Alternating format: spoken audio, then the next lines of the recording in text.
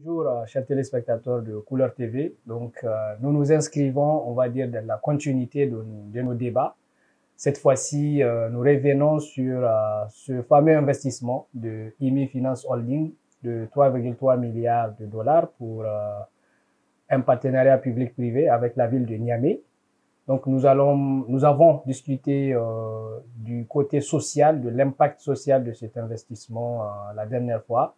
Cette fois-ci, on va essayer de s'appesantir un petit peu sur le côté économique de la chose. Nous allons voir avec notre économiste, Monsieur Hafizou, qui revient parmi nous. Bienvenue. Merci d'avoir accepté notre invitation. Et le gestionnaire Maliki, donc, qui nous accompagne également. Merci. Merci à vous également. Voilà. Alors, j'ai tout de suite envie de vous demander, partenariat public-privé, en fait, de quoi il s'agit et quel est l'intérêt de l'avoir choisi dans ce cas de figure. Ouais. Merci beaucoup, Monsieur Suleiman, pour l'invitation. Un partenariat public-privé, c'est tout simplement un partenariat entre des acteurs publics et des acteurs privés pour la réalisation d'un projet d'investissement. Donc, en fait, si vous voulez, les parties publiques n'ont pas toujours forcément la force de frappe pour l'exécution de certains projets. Là, en l'occurrence, c'est un projet de 3 milliards de dollars, 3,3 milliards de dollars. Il y a un volet financement derrière, il y a un volet juridique derrière, il y a, comment on va dire, un volet coordination avec plusieurs parties prenantes de différents bords. Donc, il faut amener toutes ces parties-là en commun. Donc, l'intérêt de ce partenariat public-privé, là, c'est juste d'amener l'expertise du privé avec, comment on va dire, l'expertise du public ou les prérogatives du public pour mettre en place, comment on va dire, d'habitude, c'est pour mettre en place un service public. Donc, au Niger, on peut parler très rapidement du cas de l'ASEN, par exemple, la gestion et l'exploitation de l'eau, de l'électricité. En général, c'est comment on va dire, c'est des secteurs dans lesquels vous avez des partenariats publics-privés. Donc, dans le cas de l'eau, vous faites appel, par exemple, à des entreprises étrangères qui ont des centaines d'années d'expérience pour qu'elles vous gèrent ce service-là.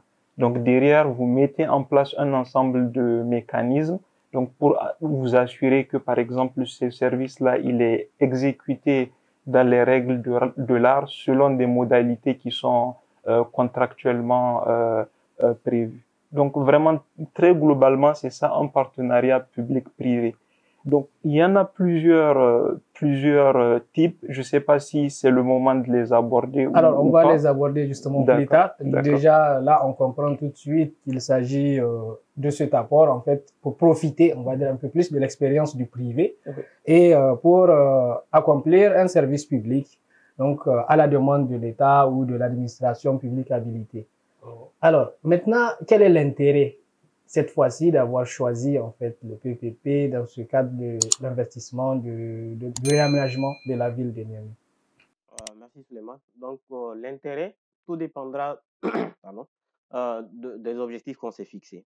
Déjà, en termes de financement, les PPP sont un peu une alternative, comme on l'avait énoncé déjà la dernière fois, de mobilisation de ressources, par exemple, par rapport à la méthode traditionnelle. Concernant les bailleurs de fonds, par exemple, quand l'État, si c'est le public qui devait faire, on prend par exemple une autoroute, si l'État veut faire par exemple Dosso Gaïa, juste un exemple, une autoroute, l'État peut faire ça sur ses propres fonds et ça sera du public où l'État va engager des ressources de l'État pour le faire.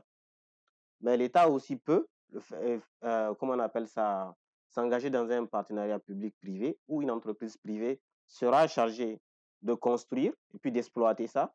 Selon, par exemple, dans ce cas-là, on a les contrats de concession, généralement qui sont utilisés en tout cas, sur un certain nombre d'années où l'entreprise la va exploiter et reverser une partie des recettes à l'État et aussi, elle va se rémunérer sur, par exemple, si c'est sur 30 ans ou sur 20 ans, c'est par exemple, c'est un type d'exemple. Donc, tout dépend de l'objectif du projet. Ça peut être au niveau des ressources financières. Ça peut être au niveau aussi de... C'est une expertise que l'État n'a pas. C'est une compétence que l'État n'a pas. Et l'État a besoin de cela pour le privé. L'État peut demander. Ça peut être un des intérêts. Ça peut être aussi pour une bonne gouvernance. Parce qu'on sait, la plupart des temps, dans presque tous les pays, lorsque l'affaire est gérée, quand c'est du public, généralement, la gestion n'est pas optimale. Donc, le fait d'introduire des acteurs privés, ça améliore la gestion. On a de bons rendements puisque le partenaire privé est assujetti à un certain nombre de contrôles qui, quand se fait dans le cadre du public, n'est pas, je vais dire entre parenthèses, pris au sérieux. Donc, pour ce cas précis, j'imagine, parce que comme je l'ai dit, on ne connaît pas tous les tenants et les aboutissants du projet, mais c'est sûrement l'un de ces objectifs-là qui a amené à choisir ce partenariat public-privé. Donc, la mobilisation des fonds, qui est vraiment important, étant donné le montant, ici, pourrait justifier amplement. 3 milliards de dollars, c'est quand même énorme comme montant. Et Hafizou a parlé de la concession. Donc, vous parliez tout à l'heure des types en fait de partenariat public-privé. Vous en parliez de la concession tout à l'heure. Donc, j'ai cru comprendre qu'il y aura une cession en fait d'un espace d'environ 1050 hectares à la société pour qu'elle puisse construire en fait, pour qu'elle puisse réaliser ses projets, on va dire. Ouais. Donc, ça consiste en quoi réellement en fait cette concession? Et généralement, on sait qu'avec les concessions, ça peut durer en fait beaucoup d'années. Ouais. Je prends par exemple l'exemple de la concession du partenariat pour l'uranium que le Niger a avec l'entreprise en question qui était de 75 ans, qui n'est juste là pas arrivé à terme. Donc, est-ce que vous pensez que sur ce côté-là, c'est un avantage ou un inconvénient en fait le fait que ça puisse durer? Moi, je pense qu'il n'y a pas, on va dire, d'avantage ou d'inconvénient par rapport à un mode donné. Parce que il y a toute une philosophie derrière la durée de cette concession. Par exemple, déjà, la concession, c'est quoi? Je confie à un opérateur privé le soin de réaliser à ses risques et périls, donc, d'installer des équipements, d'acquérir ces équipements-là, de structurer le projet par rapport à un cahier de charges qui a été préalablement convenu. Donc, c'est lui qui va porter tout le risque économique et financier lié à ce projet-là. Et comme c'est des projets aussi, si vous voulez, qui portent sur des montants colossaux, comme c'est des projets aussi par rapport auxquels vous avez une composante sociale qui est importante, donc typiquement, on a parlé de logements sociaux. Donc, ils ont parlé de logements sociaux parmi les projets prévus. Donc, c'est des projets dont la période, si vous voulez, dans ce qu'on appelle le payback, donc c'est la période à laquelle l'investisseur a un retour sur investissement, c'est des paybacks qui sont relativement importants. Donc, la période de concession, elle est prévue de façon à ce que cet investisseur-là, il puisse amortir ses charges et puisse rentabiliser ses investissements. Donc, il y a plusieurs mécanismes qui peuvent être prévus dans le cadre d'un contrat. L'un de ces mécanismes-là, c'est par exemple des subventions étatiques.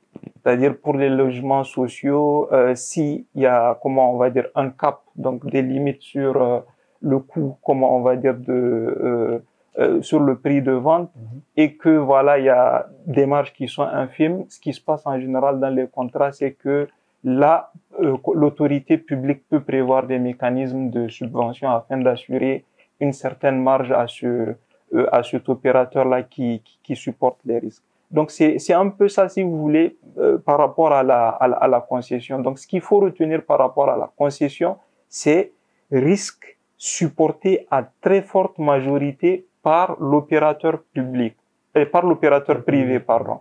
Il y a un autre type, si vous voulez, aussi de contrat de gestion déléguée ou de PPP. C'est des notions qui sont très proches, si vous voulez. La notion de gestion déléguée, elle a trait à des services publics qui sont, comment on va dire, confiés. Donc, en général, à un acteur privé. Là, la notion de partenariat public-privé, elle est un peu plus large. Elle peut impliquer même des projets qui sont pas des services publics. C'est-à-dire, on peut faire un partenariat avec un acteur privé pour développer, par exemple, des centres de loisirs, etc. C'est-à-dire, un centre de loisirs, c'est pas la même chose, par exemple, qu'une infrastructure d'eau, d'assainissement. L'infrastructure d'eau, d'assainissement, c'est une infrastructure qui a vocation à être financé par un acteur public. Alors que, par exemple, un centre de loisirs, ça n'a pas forcément vocation à être financé par un acteur public. Un privé peut le faire. Mais le public aussi peut décider, par exemple, dans le cadre d'une politique, par exemple, d'aménagement d'une ville, qu'il faut peut-être un parc d'attractions, un centre de loisirs pour les habitants, par exemple, de Niamey ou de telle ville, etc. Voilà. Donc, un autre aspect, je disais, par rapport au PPP, il y a une autre forme qui est alternative à la concession. C'est ce qu'on appelle c'est ce qu'on appelle, pardon, l'affermage. Voilà. L'affermage, c'est quoi? C'est tout simplement une autorité publique qui va financer les équipements. Donc, elle supporte le coût des investissements. Donc, elle va chercher le financement. Elle mobilise ce financement-là. Elle installe, elle équipe, si vous voulez, ou elle met en place les infrastructures nécessaires à l'exploitation du service. Une fois que ces infrastructures-là sont mises sur place, on cherche quelqu'un qui, lui, va juste exploiter. Donc, il n'aura pas supporté, si vous voulez, le risque financier en amont. Il n'aura pas, si vous voulez, eu à, comment on va dire, procéder aux investissements qui sont conséquents. Il va juste gérer. Et dans ce cas, vous allez voir qu'en général, les périodes, elles sont plus courtes que celles de la concession. Parce que là, au final, il y a un risque d'exploitation qui est très faible pour l'opérateur privé. Voilà. Donc, au global, voilà, ce qu'il faut retenir vraiment, c'est ces deux principaux modes-là, on va dire, de délégation de services publics ou de PPP. Voilà, vous avez la concession, vous avez l'affermage. Après, il y en a d'autres dont sur lesquels je vais passer, parce que des pouvoirs publics peuvent décider aussi de le faire par leurs propres moyens. C'est-à-dire s'ils ont l'expertise nécessaire. On peut avoir le cas, par exemple, des régies. Mais là, on n'est pas sur du PPP. On est vraiment sur des services publics ou sur des projets qui sont gérés de bout en bout par des pouvoirs publics. Vous voyez, par exemple, dans le cas du Maroc, vous avez les régies autonomes de distribution. Donc, c'est en général, si vous voulez, des services étatiques, si vous voulez, des structures étatiques qui financent un service étatique. Et à côté de ces régies-là, vous avez des cas, par exemple, de délégation de services publics. Par exemple, la LIDEC. La LIDEC, c'est un exemple d'opérateur privé qui gère pour le compte de l'État. Alors que la RADEMA, Régie autonome de distribution d'eau de Marrakech, ça c'est plus du public. Et de l'autre côté, l'IDEC ou REDAL à Rabat, c'est du public privé. En tout cas, on comprend très clairement, on comprend là tout ce qui est en jeu par rapport aux différents modes et pourquoi justement ce choix-là dans le cadre de l'investissement de IMI Finance Holding. Alors, on va aller un petit peu sur la mobilisation. Vous parliez de mobilisation de fonds. Oui. Donc, ça se passe comment concrètement en fait? Là, on est sur une réalisation de 8 ans de ce projet-là. Oui. Donc, et j'ai cru comprendre que, en fait, pour le moment, quand on parle de 3,3 milliards de dollars, ça ne veut pas dire que les 3,3 milliards sont déjà disponibles et qu'ils vont être exécutés tout de suite. Donc, comment se fait cette mobilisation? Est-ce que ça se fait par coupure au fur et à mesure de la réalisation ou ça se passe comment? Bah, écoute, tout dépendra, comme j'ai dit, des modalités. Il y a beaucoup de choses qui dépendent des modalités du contrat dont on n'a pas à notre disposition à l'heure actuelle, en tout cas nous ici. Ce qui fait que, bon, on a très peu d'éléments pour nous prononcer, mais quand même, au vu, en tout cas, de la structure qui intervient, IMI Finance, qui n'est pas un très grand groupe, je vais dire, au niveau africain ou au niveau mondial. Donc, il est probablement, on peut dire à 100% qu'actuellement, il ne dispose pas des moyens actuels, parce que ici, IMI Holding, ici au Maroc, a un capital d'environ 180 millions de dirhams. Il y a aussi, en tout cas selon ce que nos recherches nous ont montré, il y a aussi une holding à Londres qui a environ 50 millions de livres. Donc, elle n'a pas encore, en tout cas, elle n'a pas les capacités des 3 milliards dans ses coffres actuellement. Ce qui fait qu'il y aura une mobilisation. Elle va chercher des investisseurs. Elle va faire la promotion du projet, j'imagine, auprès d'un certain nombre de cercles d'investisseurs qui seront intéressés au vu en tout cas de la rentabilité qu'elle va les proposer. Et c'est sur cette base-là qu'on va mobiliser les ressources pour faire le projet. Alors maintenant, une fois qu'on arrive à mobiliser les ressources pour faire le projet, pour la réalisation du projet maintenant, parce qu'on a quand même des entreprises au Niger, des PME.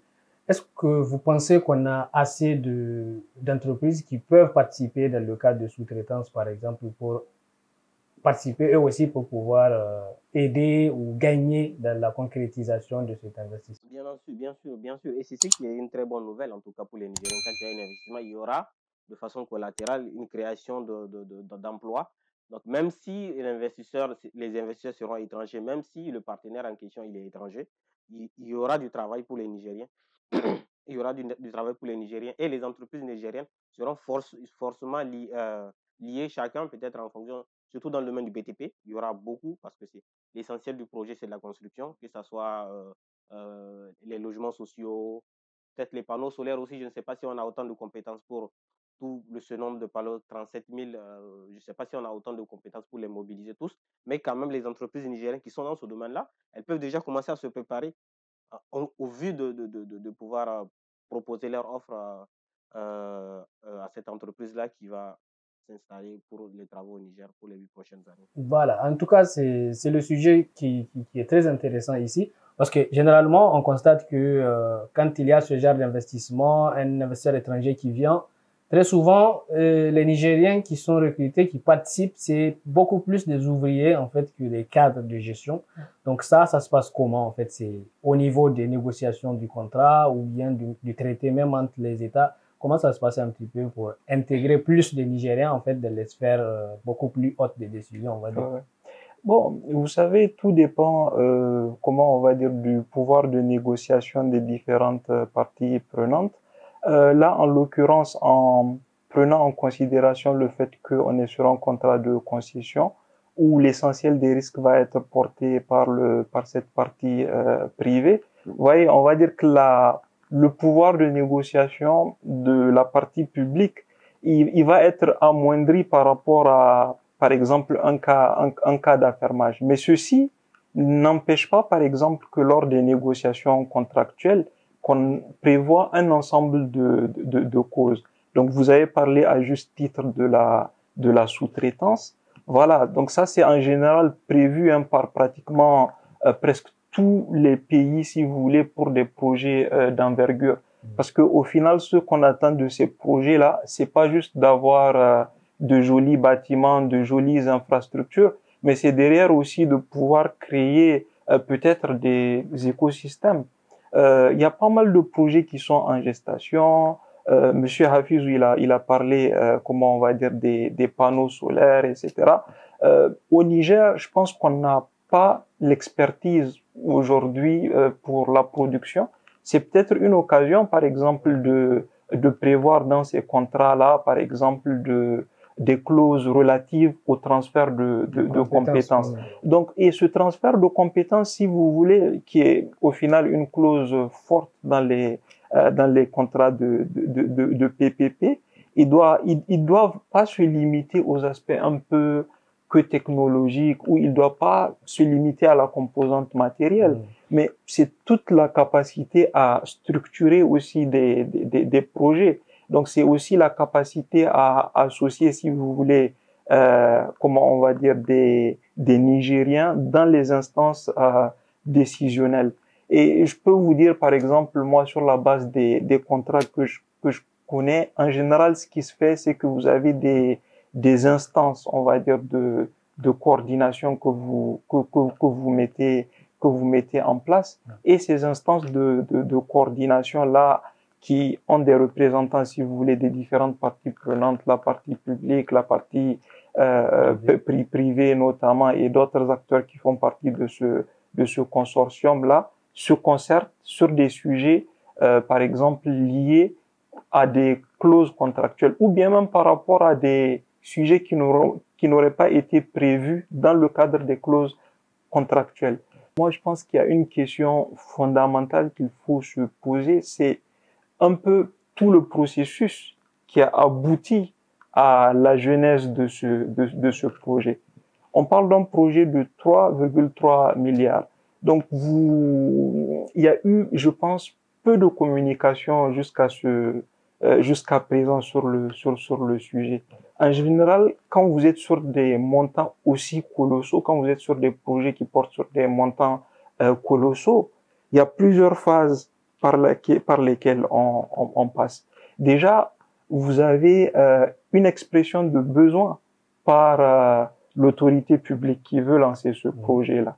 C'est-à-dire l'expression de besoin, c'est peut-être on veut faire de Niamey une smart city, on veut comment faire de Niamey un pôle agro-industriel, etc.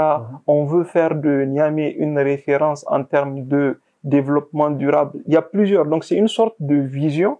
Donc, cette vision-là qui est déclinée en expression de besoin. Voilà, on veut des exemples de projets qui s'inscrivent dans cette vision. Une fois que vous avez exprimé ce besoin-là, il y a ce qu'on appelle une phase de publicité. C'est-à-dire, on recherche des sociétés potentielles qui peuvent adresser cette expression de besoin. Pour l'instant, on n'est pas encore à l'étape de projet. On est à l'étape de ce qu'on appelle des appels à manifestation d'intérêt. Donc, on a cette vision-là, on l'a déclinée en, comment on va dire, on l'a décliné en expression de besoin, mais qui reste encore un peu vague. On reste sur des concepts, développement durable, voilà. On fait de la publicité pour identifier des sociétés privées potentiellement partenaires. Une fois qu'on a fait ça, on reçoit un peu leur retour. Et là aussi, ces sociétés-là, elles vont envoyer, par exemple, des propositions. C'est pas des propositions détaillées de projets, non. C'est des sortes de concepts. Comment est-ce que eux, ils voient la déclinaison de cette expression de besoin-là. Donc, une fois qu'il y a cet effort-là qui a été fait de publicité, on reçoit les offres des différents soumissionnaires à cet appel à manifestation d'intérêt. Maintenant, la phase qui va suivre, c'est de sélectionner, comment on va dire, d'évaluer ces différentes offres. On essaie de voir c'est quoi les offres qui se rapprochent de l'expression de besoin qu'on a formulée, c'est quoi celles qui s'en écartent. Donc, on écarte des offres.